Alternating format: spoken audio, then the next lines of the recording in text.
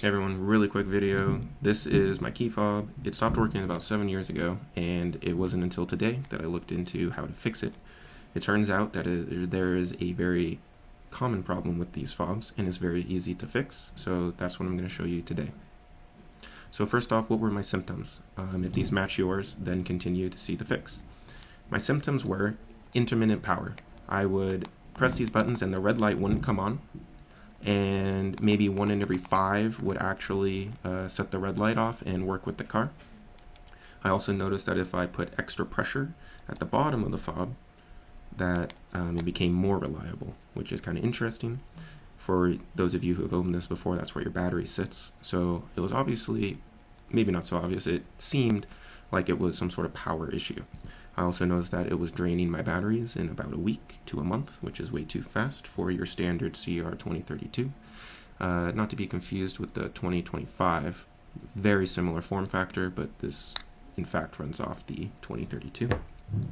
So, how do we diagnose it? We take it apart by removing the 2 Phillips screws in the back.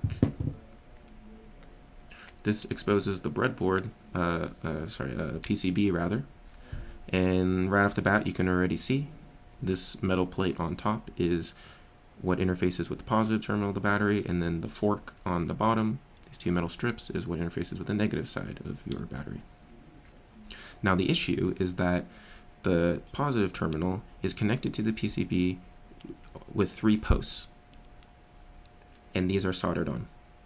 Over time, hot and cold cycles, all those kinds of things can make the solder very brittle, and then this top terminal doesn't interface with the PCB correctly and doesn't complete the circuit, therefore losing power.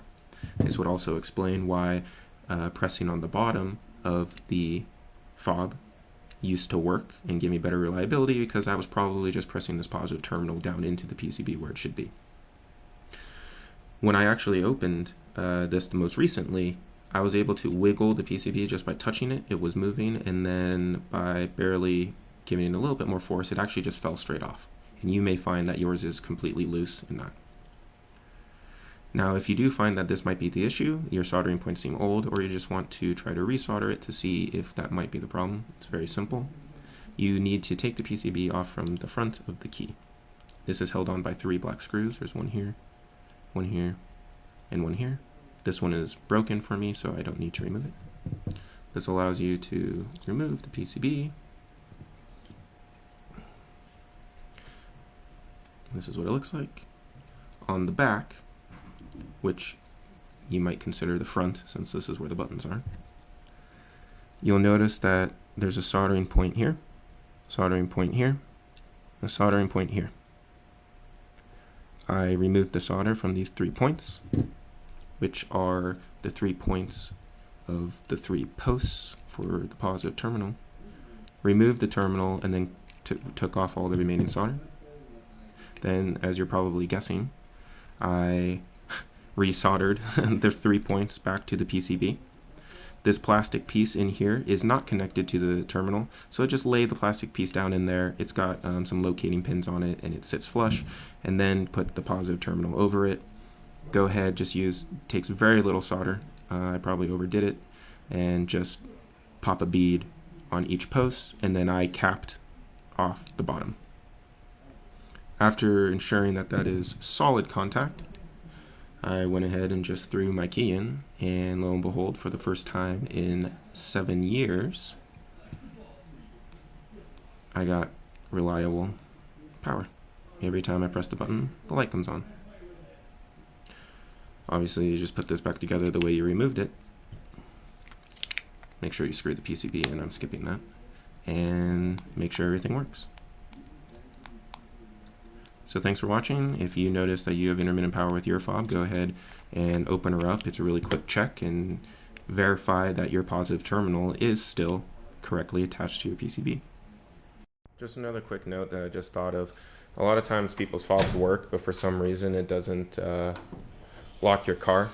And what you hear is, when you press your fob to lock it, is your alarm system, making that noise.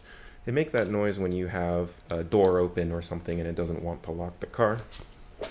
So what's very common is that a lot of times people get new hoods or they're working in their engine bay and their hood actuation sensor gets knocked out, or the metal piece on here breaks off and it no longer actuates the hood. So your system doesn't know that your hood is closed. If you have a new hood and didn't replace the piece that hits it when it closes, like mine, I recommend just putting a regular old riv nut in there and then sticking a bolt in there, finding the right distance, and then so when you close it,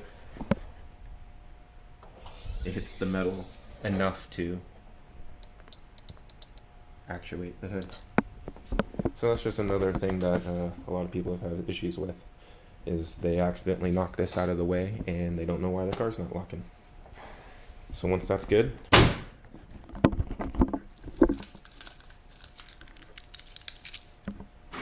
everything works.